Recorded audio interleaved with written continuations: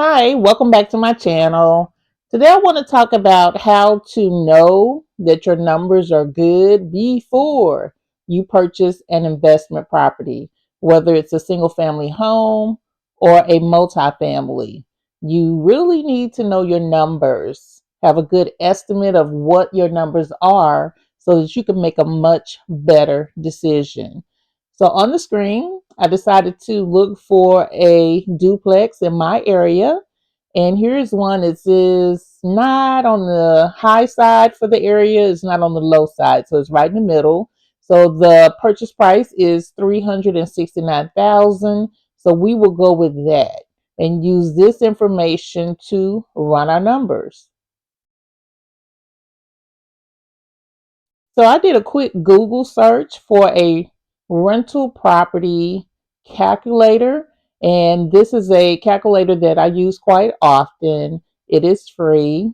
It is on calculator.net. Just look for rental property calculator, or again, just Google one, and they should all have pretty much the same information. So let's just assume that we're not asking for a discount off the price at this time. So we're going to start with the asking price of $369,000. And then from there, you just fill out all the information and see what the calculator spits out. So I'm assuming you're going to be using a loan. Investment property, probably about 20% down. Interest rate, we could just leave it at 6%. Well, you know what? Let's bump it up to 8. Actually, let's bump it up to 9. Let's do worst case scenario. Normally long term 30 years. Closing costs, let me think. Let's do let's do 10% closing costs. So that's what, 3,700. So let's just round it off to $5,000. Does it need repairs? I haven't found too many properties that didn't need some type of repair. This one looks like it might need a new roof and so forth. So we are just guessing just to see if our numbers are going to work out. So let's say yes, it does need repairs. And then from there, we could just drop any number in and see what the results are. So let's say 20, let's say 30,000. And now, with certain FHA loans, you can finance in the cost of repairs.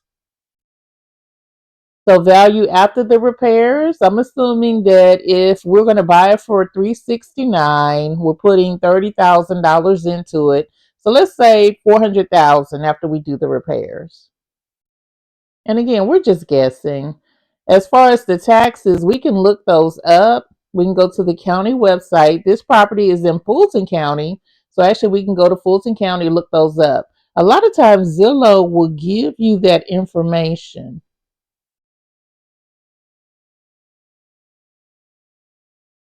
I see Zillow has a Zestimate of 357,000. Not always accurate. It could be higher or lower. The property's been on the market for 220 days. That's concerning, but that's not the purpose of this video. When I say a property has been on the market for a long time, almost a year, then I'm going in and I'm making a lower offer. But it could be that they are getting low offers and not accepting them. And that's why the property is still on the market. So we see there's no HOA. So we'll be able to put 0 for that on the calculator. The tax amount is $42.18. And again, you can look this up on the county website as well. So property taxes, let's just round up to $4,500. They're probably going to increase every year, so we could leave it at 3%. Insurance, I wish I could pay $1,200 a year in insurance on an investment property. Let's definitely bump that up. Let's keep it equal with the property tax. So HOA 0.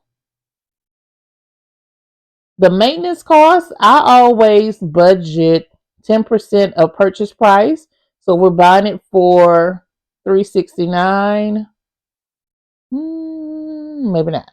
Let's just say, because we're going to do upgrades that are necessary before a tenant moves in. So hopefully that will come out of the $30,000 as far as current maintenance that's needed. It'll be in the repairs, but on an ongoing basis, I'm trying to base this on what we spend. So let's say $10,000 a year in maintenance. Other costs, I always like to put in a good $3,000 just for other.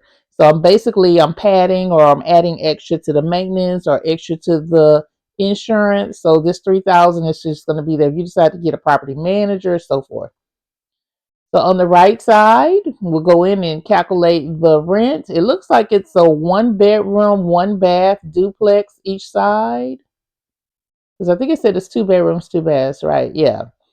So that means each duplex is 1 bedroom, 1 bath.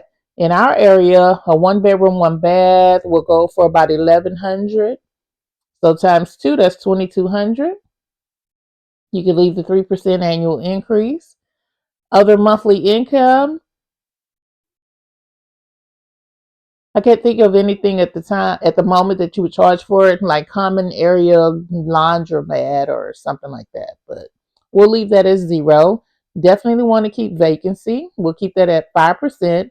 If you decide that you don't want to manage yourself, you can put this at zero. I'm sorry, if you want to manage yourself, you can put it at zero, or you can go ahead and say 5%, whether you manage the property yourself or if you hire it out. Because if you manage it, you still should pay yourself for your time. So we'll leave that at 5%. Do we know the sales price? No.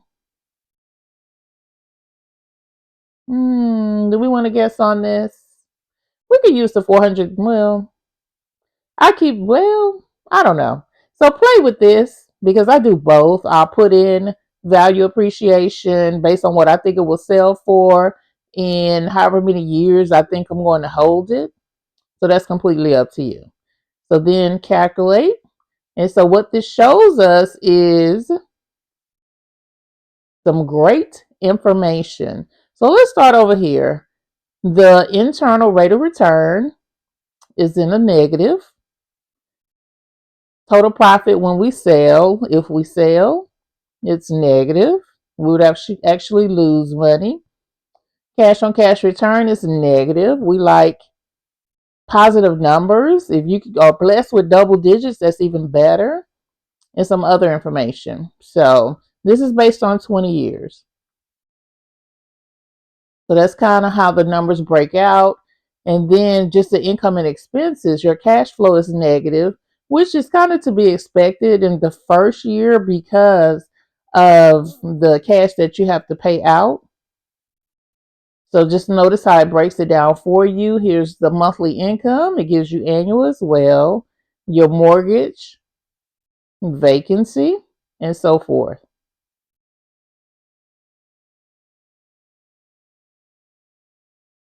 I'm not going to go into each of those items in this video. I might come back and do one later and really dive into what we mean by cash flow, NOI, or net operating income. I think I have a video about how to calculate NOI, so you can look back for that particular video.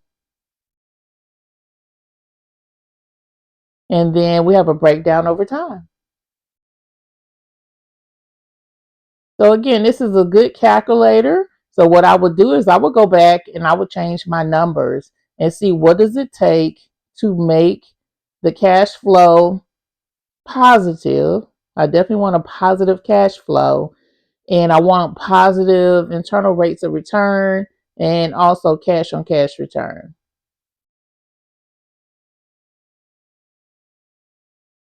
Let me see. So if we can negotiate with the seller and show them that maybe we need a price reduction. Let's say we can agree to 300,000. Let's see what that does. What else do I want to change?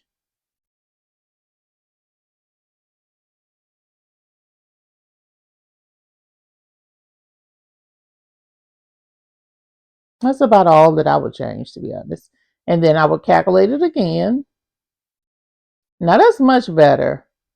At least our return is in the positive. It's not negative.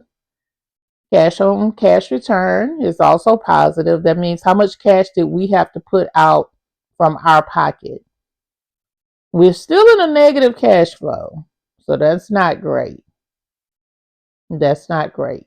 So you just keep playing with the numbers to see what works for you. If you want to call an insurance company and find out, you can actually do it online. You can price your insurance online.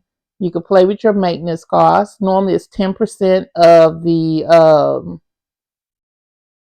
rents, or you can do 10% of the purchase price. Actually, no, it's 10% of the rents. I think I said earlier purchase price, 10% of the rents for maintenance, 10% of the rents for management fee, and then a 5% vacancy. So again, you just keep playing with it. Before I even drive by a property, I do this calculation, and that tells me whether it's worth my time to go see it or not.